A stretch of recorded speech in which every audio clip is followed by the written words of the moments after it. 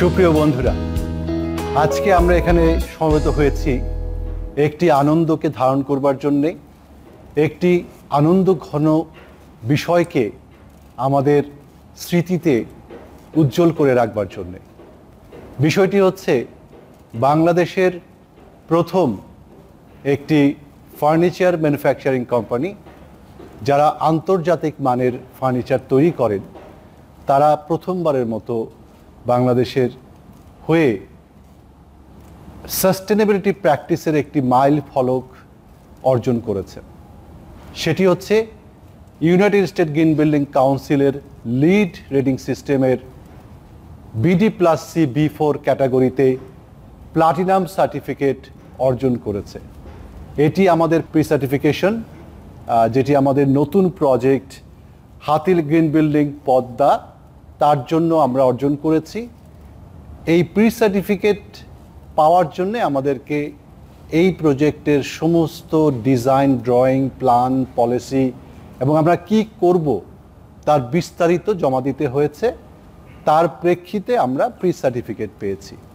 Pre সার্টিফিকেটটা অনেকটা সার্টিফিকেশনের সমতুল্য, কারণ যখন আমরা অ্যাকচুয়াল সার্টিফিকেশনে যাব তখন শুধু আমাদের দেখাতে হবে যে আমরা এই প্ল্যান পলিসি মতোই কাজটা করেছি। তো আমি অভিনন্দন জানাই স্যারকে, সেলিম এইচ রহমান, যিনি ভিশনারি একজন লিডার বাংলাদেশের এই ফার্নিচারের জগতে। এবং আনন্দের কথা হচ্ছে যে হাতিল কিন্তু বাংলাদেশের মধ্যে সীমাবদ্ধ নয়। হাতিল এখন বিভিন্ন দেশে আমাদের ফার্নিচার রপ্তানি করছে, দেশের বাইরে তাদের আউটলেট আছে, ফ্র্যাঞ্চাইজি আছে, এবং আমরা আরও গ্লোবালি আরও বেশি জায়গায় পৌঁছতে চাই। আমাদের এই লিড সার্টিফিকেশনটা তার জন্য অবশ্যই একটা সহায়ক ভূমিকা পালন করবে বলে আমার বিশ্বাস, কারণ লিড সার্টিফিকেশনটা একটা সাস্টেনেবিলিটি প্যারামিটার্সকে ইন্ডিকেট করে। তো আমি প্রথমে কৃতজ্ঞতা জানাচ্ছি স্যারকে এবং পুরো হাতিল টিমকে আমাকে এই সুযোগ দেওয়ার জন্য, কাজ করার জন্য, এবং আমরা সবাই মিলে এটার যে চূড়ান্ত অর্জন সেটা আমরা করব। তো আমি একটু স্যারের কাছে শুনতে চাইবো যে তিনি কেন লিড সার্টিফিকেশন বিষয়টার প্রতি আগ্রহী হলেন। এখানে বলে রাখা ভালো, উনি শুরু করবার আগে, যে হাতিল কিন্তু সব সময় সাস্টেনেবিলিটি প্র্যাকটিস করে। আমি একটু ছোট্ট করে আমার ফুটনোটটা দেব। আমি যখন প্রথম বাংলাদেশে আসি 2010-11 সালে, প্রথম আমার প্রজেক্ট ছিল সিটিস্কেপ, ইন্টারন্যাশনাল সিটিস্কেপ টাওয়ার এট গুলশান। তখন আমি গ্রিন বিল্ডিং শিখছি, এবং তখন এই গ্রিন বিল্ডিং করতে গিয়ে আমি জানলাম যে গ্রিন বিল্ডিংয়ে যে কাঠ লাগে তা যদি FSC সার্টিফাইড হয় তাহলে আমরা 2 পয়েন্ট পাবো। তো আমাদের এই FSC সার্টিফাইড বিষয়টি আমার কাছে নতুন। তখন আমি খুঁজতে শুরু করলাম যে বাংলাদেশে এরকম আছে কি না, বা না থাকলে কোত্থেকে আনবো। সবচেয়ে মজার বিষয় হলো তখনই আমি দেখলাম যে হাতিল FSC সার্টিফাইড উড ব্যবহার করে। FSC সার্টিফিকেশন ব্যাপারটা একটু বুঝিয়ে বলি, যে যতটুক গাছ তারা কাটে ততটুক গাছ তারা লাগায়। তার মানে এই গাছ কাটার কারণে পৃথিবী কখনো গাছ কমে যায় না। এটা হচ্ছে FSC সার্টিফিকেশনের সামারি। তো হাতিল তখন থেকেই এই FSC সার্টিফাইড উড ব্যবহার করে, এবং আমরা কিন্তু আমাদের সিটিস্কেপ টাওয়ারে সেটা ব্যবহার করেছি। এবং এই জন্য ওনাকে না চিনিও তখন আমি তার প্রতি কৃতজ্ঞ হয়েছি যে আমার জন্য সহজ হয়ে গেছে, যে একটা প্রোডাক্ট আমাকে ইম্পোর্ট করতে হলো না, ওনারাই আমাদেরকে করে দিয়েছে।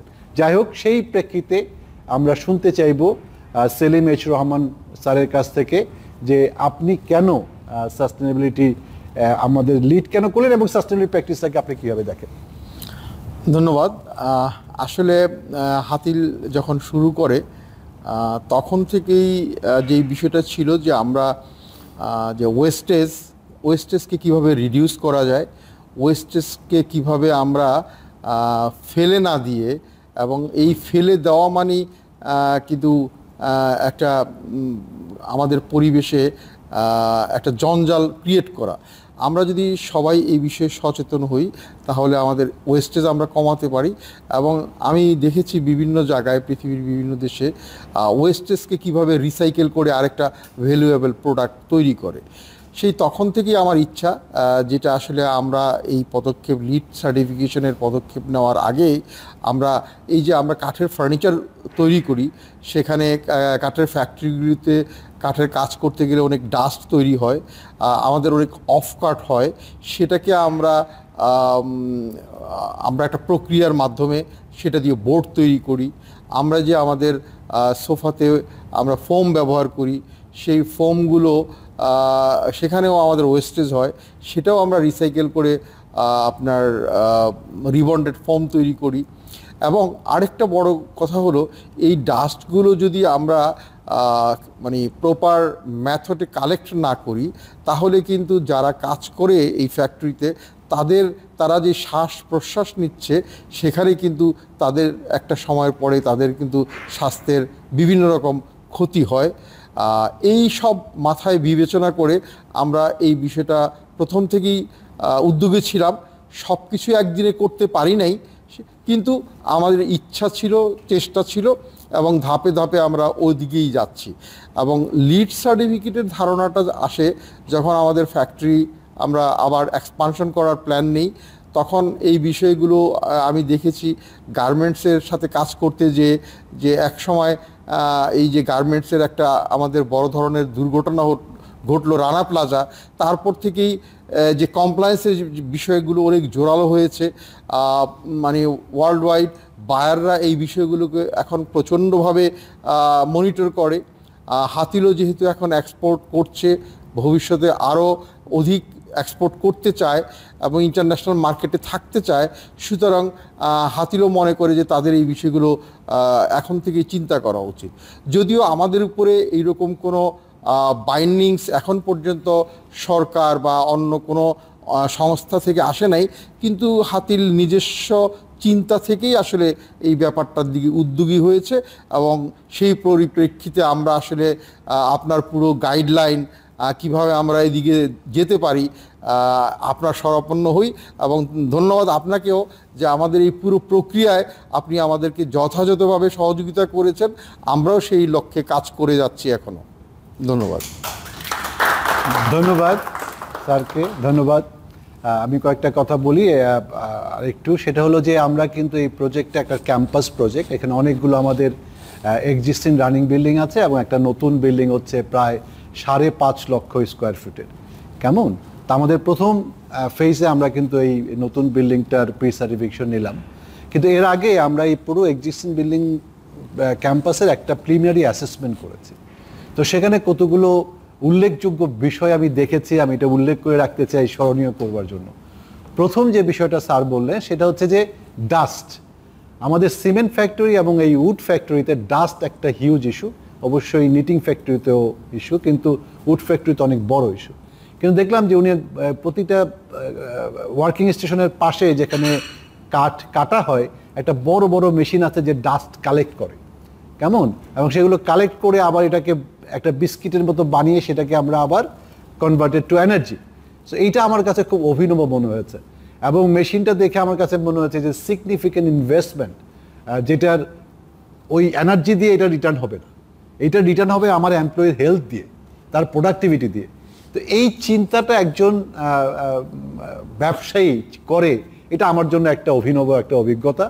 তো এই জন্য আমি স্যারকে অনেক ধন্যবাদ জানাই। আরেকটি জিনিস ঘটলো, সেটা হলো যে এই পুরো প্রজেক্টের মধ্যে আমাদের সবগুলো ছাদে আপনারা কিন্তু দেখবেন যে সোলার লাগানো আছে। তো সোলারের কিন্তু আমাদের যে টোটাল যে এনার্জি নিড তার একটা সিংহভাগ এখন সোলার থেকে আসে, যেটা আরেকটা আমাদের বলবো যে অ্যাডেড ভ্যালু, যে আমরা কার্বন ফুটপ্রিন্ট তৈরি করছি না in process of doing the production which we have to do.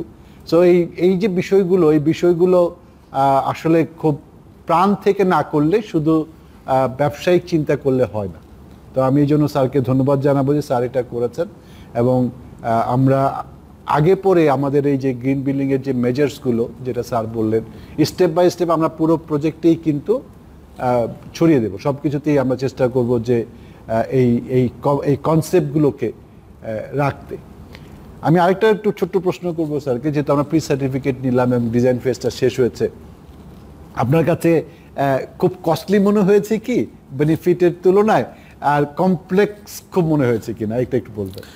না, আসলে যেটা প্রথম আমার কাছে মনে হয়েছে, অবশ্যই এটা কমপ্লেক্স মনে হয়েছে, সেটা হলো অনেক ডকুমেন্টেশন, অনেক ডিটেল ওয়ার্ক, ডিজাইনকে আবার ভেটিং করানো, আপনার পুরো প্রক্রিয়াটাকে কাগজে লিপিবদ্ধ করা, সে অনুযায়ী কাজ করা। সো বাট কাজটা যখন করলাম মানে একটা পর্যায়ে তারপরে মনে হলো না এটা আসলে প্রথম দিকে যেটা মনে হয়েছে আসলে সেরকম কিছু না, বাট এটা হলো ইচ্ছার মূল বিষয়। ইচ্ছা যদি থাকে, আমরা সবাই যদি ইচ্ছা পোষণ করি যে আমরা আমাদের পরিবেশ আমাদের কি বাঁচাতে হবে, আমাদের ভবিষ্যৎ প্রজন্মের জন্য এবং আমাদের সুস্থভাবে বেঁচে থাকার জন্য আমাদের পরিবেশটা নিয়ে অবশ্যই সবাইকে চিন্তা করতে হবে। ধন্যবাদ। এবং আমি বলতে পারি যে আমরা যখন এই প্রসেসটা শেষ করব এবং আমাদের প্রোডাক্টসে যখন এই লোগোটা আমরা ব্যবহার করতে শুরু করব এবং এর যে বেনিফিট, এর যে কার্বন ফুটপ্রিন্ট রিডাকশন অ্যামাউন্ট যেটা চলে আসবে, আমাদের এই সার্টিফিকেশনের আরেকটা প্রাপ্তি হবে যে how much carbon emission reduce in the process, যেটা আমরা শেষ করার পরে দেখাতে পারি। এবং এই কার্বন ফুটপ্রিন্টটা যদি আমি আমার প্রোডাক্টের মধ্যে ইমপ্লিমেন্ট করে বলতে পারি আমাদের ক্লায়েন্টকে, কাস্টমারকে যে আমার এই প্রোডাক্টটা কম কার্বন ফুটপ্রিন্ট ব্যবহার করে, তাহলে কিন্তু এর একটা অসম্ভব মার্কেটিং ভ্যালু তৈরি হবে, যেটা আমাদের আলটিমেট একটা গোল, যে আমরা ব্যবসাও করব আবার এনভায়রনমেন্টকে যতটুকু সম্ভব যুক্তিগতভাবে সাপোর্টও করব। তো সেটাই হচ্ছে আমাদের চাওয়া এবং আশা করছি যে আমরা ধাপে ধাপে এই কাজগুলো করতে পারবো। তো আজকে আমরা এখানে সমবেত হয়েছি যে আমাদের যে প্রি সার্টিফিকেট তার অরিজিনাল কপি এবং অরিজিনাল চিঠি সেটা আমার কাছে এসে পৌঁছেছে। তো সেটা আমি আজকে একটু হ্যান্ডওভার করবো স্যারকে, সেই জন্যই আসা। এটা হচ্ছে আমাদের রেপ্লিকা অফিসিয়াল চিঠি, আমাদের ইউনিভার্সিটি বিল্ডিং কাউন্সিলের প্রেসিডেন্ট এবং অরিজিনাল সার্টিফিকেটের কপি। অরিজিনালটা আমি দিচ্ছি, এটা হচ্ছে 1 নম্বর জিনিস স্যারকে দিলাম। এটা হচ্ছে অফিসিয়াল লোগো ইউনিভার্সিটি বিল্ডিং কাউন্সিলের লিড সার্টিফিকেশনের। এই লোগোটা এখন আমাদের হাতিল ব্যবহার করবার অধিকার অর্জন করেছে। আমি আশা করি এটা বিভিন্ন জায়গায় আমরা ব্যবহার করবো, চাইলে আমি আরও কপি। এগুলো হচ্ছে আমাদের উপহার হাতিলের জন্য যে যোগ্যতা আমরা অর্জন করলাম। অনেকগুলো original copy of the certificate, official letter, official logo. আমরা আশা করছি যে এই সব কিছু মিলে আমাদের যে কাঙ্ক্ষিত লক্ষ্য সেখানে আমরা পৌঁছতে পারব।